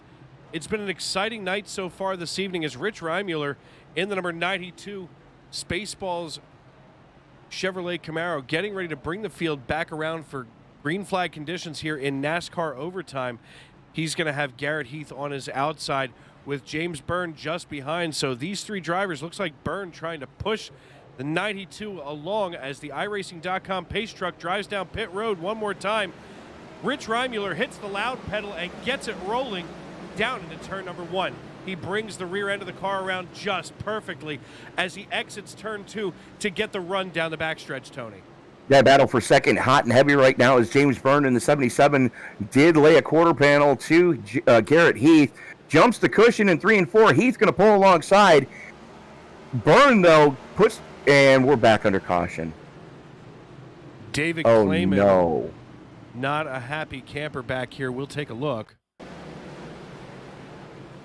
And we see Clayman here right in the middle, that number 15 Scum Chevrolet Camaro, working the low side of the 29 of Mike Rominger, now goes after the 1 car. And we can see him just having a little bit of trouble, and he gets into Rominger on the right rear and spins him like a top. And it's finished off by the 5 car of Ryan Kling. That hurt just to watch. Yeah, it's never good when you see that one. And I'm sure that Kling definitely, if we go back here and we're just going to rewind this real briefly. You know, it's almost like, and I would be willing to bet dollars to donuts that Ryan Kling did not mean to finish him off this way. As, it looked like Kling was trying to turn down and almost forgot that he was on dirt and there's nothing to grip onto to go low. That's what it seemed like, as the 25 trying to get his lap back here as the free pass car.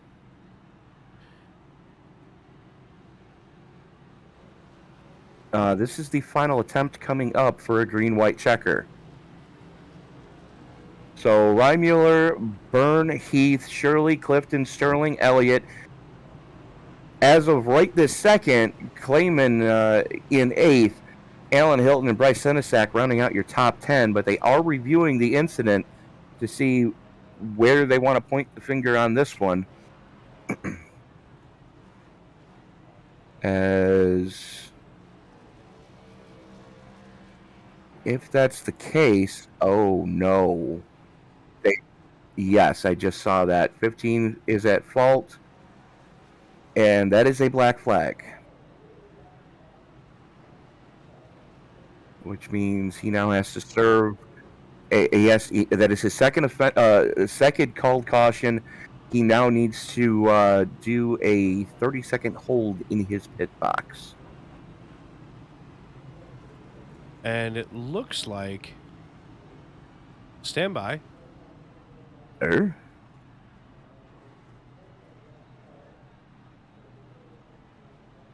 It looks like his penalty will be that he has to park it for the remainder of the race as we are in NASCAR overtime. So, unfortunately, the 15 car of David Clayman parked for the night. He is at that, and Reimuller just has to hold on. And the next after the green flag comes out, next flag ends it no matter what it is. If it's the white flag, we're racing back to checkers. If the 92 or whoever's leading cannot pass the start-finish line to accept the white flag, field frozen, race over if something pops off. Lights have gone out on the Chevy Silverado pace truck, the official pace truck of iRacing. Reimuller going to have the button one more time as the field working its way into turn number 3 right now. Pace truck picks up a little bit of pace. Getting ready to peel on off at the exit of 4. Reimuller now has the button as the pace car is in. And this is the final restart of the race here tonight. Reimuller jumps on the loud pedal, gets a decent getaway. Byrne going to try to battle back on the top shelf. Not able to make it happen as Reimuller was able to throw the block, and around goes the 77. The 77 bringing out that final caution. They're 3 wide. They're still wrecking here on the backstretch. That should seal the deal for Rich Reimuller, as this was the last NASCAR overtime restart. Reimuller going to come back to the start-finish line, and we should see this end the race as the white flag is waving. Going to see checkered flag next time by, but that whole kerfuffle just promoted Brandon Shirley up into second, and uncertain as to whether or not Garrett Heath, and they are reviewing this. The only thing we are 100% positive on is the 92 of Rich Reimuller has won here tonight at Bristol on the dirt. That's the only thing we are positive of at this point. And we're going to take a run back here and look at this one more time from the blimp cam as we see the 77 just getting a little wild coming down in front of the 88, and it just starts all kinds of a mess. And as you can see, they all just fan out like a bunch of peacock feathers and get in the way of one another.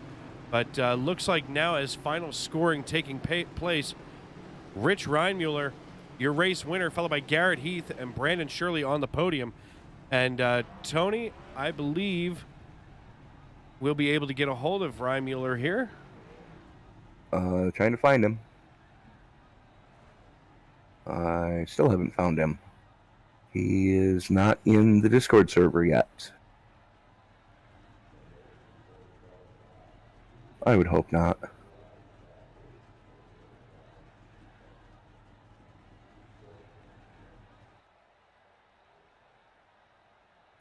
Yep. Just bear with us, folks, as we're waiting for your race winner to get into our staging room, so we can let you folks hear from him now at the end of this piece. As well, Dave, while we're waiting, what do you say we pay a couple of bills and bring it back after that? Absolutely, that sounds like a fantastic idea, Tony.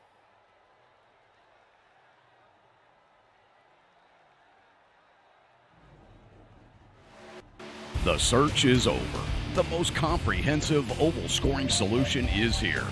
Featuring oval playoffs, adjust drivers per round, custom number of rounds, custom playoff points, provisionals, optional win and you're in, custom playoff displays, rookie championships, optional minimum participation, and load those results in seconds. Visit extremescoring.info today.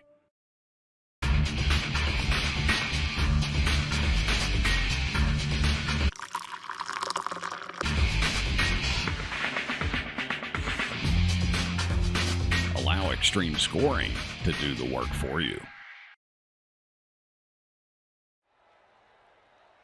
Welcome back to Bristol Motor Speedway. Tony Trapasso and Dave Regal here in the ESBN broadcast booth.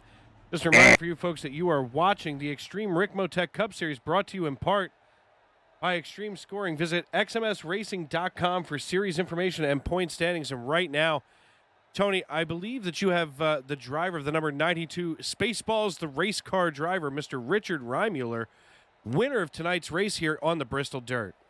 I do, but Dave, first I have to have you put $1 in the swear jar because you said the wrong name.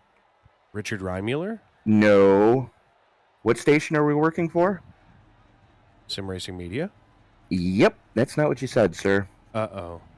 Uh huh. I'll put $1. You're the first one to do it. Well, somebody had to be first. Richard, congratulations on winning here tonight at Bristol in Spaceballs, the race car. Safe to assume that you pretty much know what you're doing on a dirt track. I wouldn't go that far.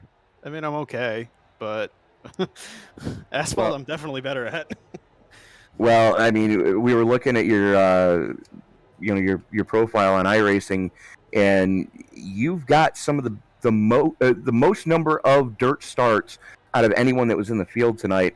So not really a big shocker that you're bringing home the Spaceballs, the race car, here at the top of the podium. Well, I guess that does make a bit more sense. I've been on here for a while. And I know that feeling. But again, Richard, congratulations. Talk us through just how treacherous this track was at times. It was pretty fun. I had to start from the back because I had no idea what I was doing with the new restart rules, and I went before the green, so I had to start the feature all the way in the back, and it worked my way up pretty easily because nobody really wanted to use the bottom, and so I could get through relatively easy with everybody just banging it off the fence. But then the track kind of slicked up down there, and I just got a good rhythm off the top. The whoops going into the corner were certainly a bit weird, but I could just, once the grip went away, center of the corner, I could just kind of point it down the hill and diamond off, and I could still keep my momentum up. Well, you definitely did at that. How important was that final restart getting to the top lane before turn one? Oh, I was definitely sweating on it. How many restarts did I have to go through? Like 4 of them. Just about. Yeah, I prefer the top because you can really carry more momentum and pinch the guy off up on top. And if the 77 got the top, I knew I was in trouble because he was just as fast as me all night. Well, Rich, again, I'm not sure if you saw what happened on that final lap that brought out the final caution and the race, but 77 and the 88 kind of got into each other there, and it was quite a kerfuffle to bring out that final caution. But again, congratulations on winning here at Bristol. We now go next week to another polarizing track in Kentucky Speedway. Your thoughts going into the Blue Ridge Mountains next week?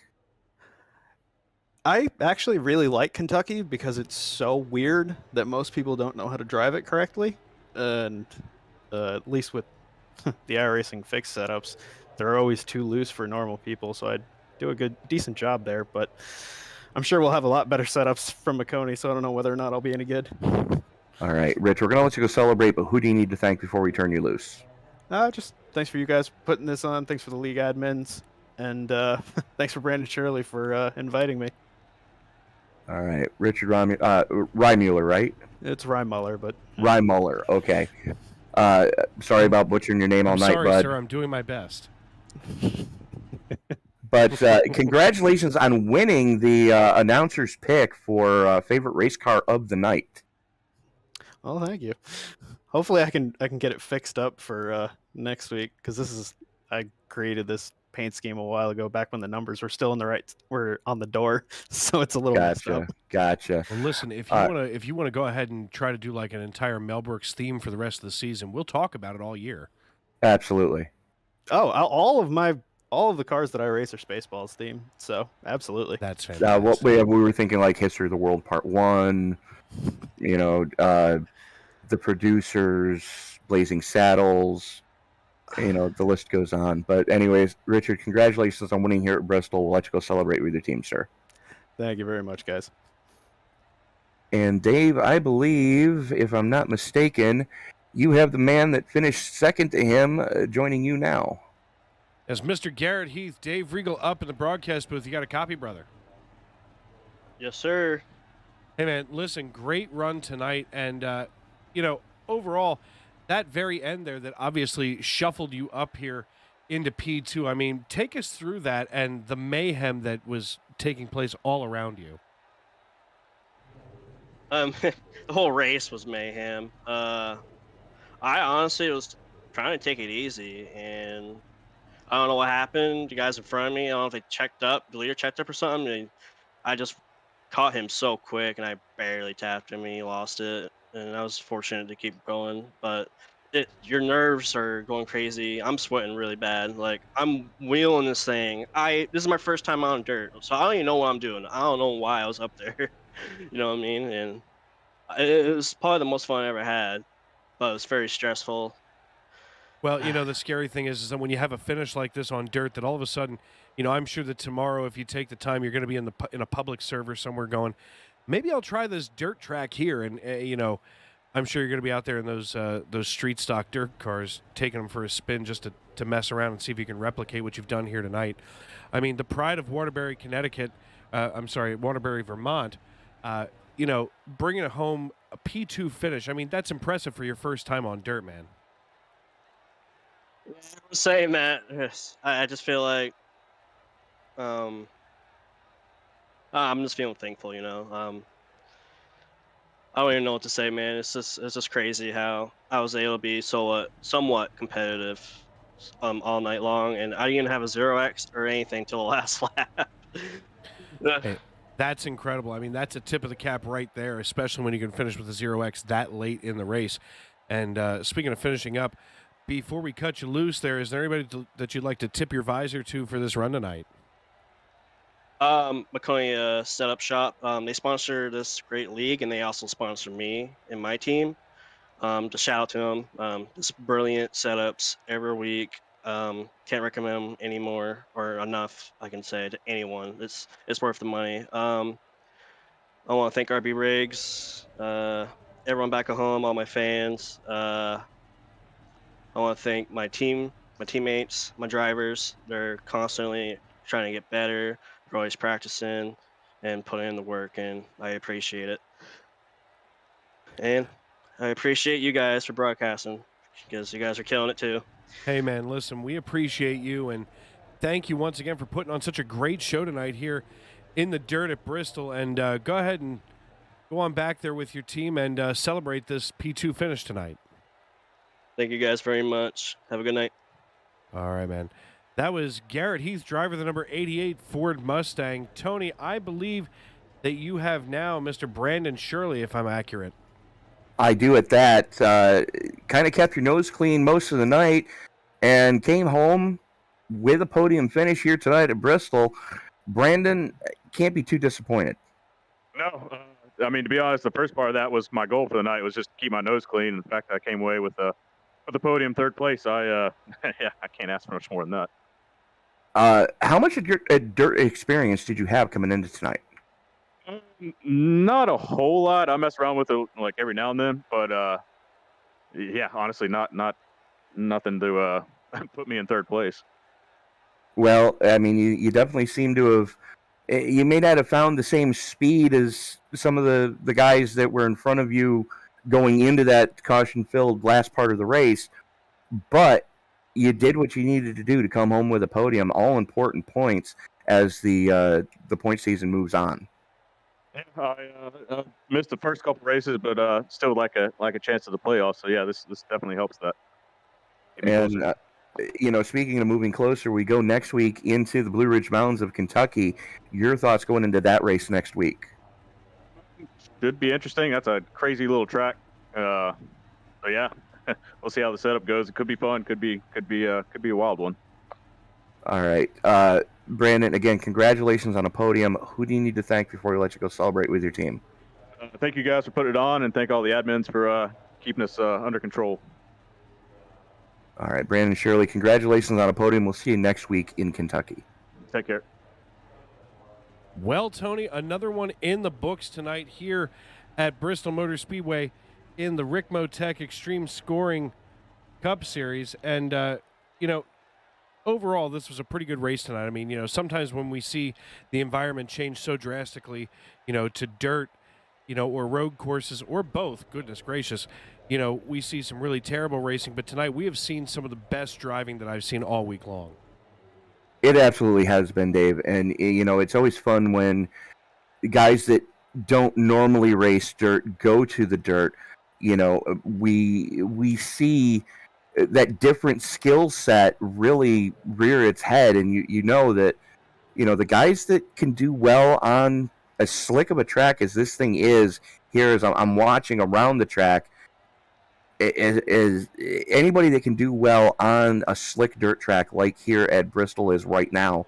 That bodes well for them on any of the other short tracks we're going to go to. And when I say short track, I'm talking anything under 1 mile, which we do have a couple left in the regular season.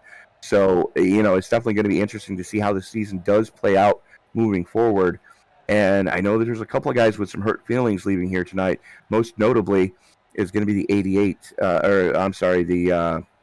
77, as Byrne went from second place to 2 laps down, finishing in 13th. Definitely not the way that you want to end your evening. And speaking of ending the evening, let's make sure that we take a look at the final lineup here that we've had. Rich Rhymuller, brings home the checkered flag in the number 92 Spaceballs, the race car Chevrolet Camaro, followed by Garrett Heath in the 88 Ford Mustang, and Brandon Shirley rounding out your podium. John Sterling and David Elliott finish out the top 10, as Alan Hilton in the number 8 Chevrolet Camaro finishes in 6th, with Jeff Taylor in the 23 finishing 7th. Bryce Senesac, your points leader, finishing 8th. Dennis Weeks in 9th, and Clifton Cockrell rounding out the top 10 in the number 10 Chevrolet Camaro, Tony.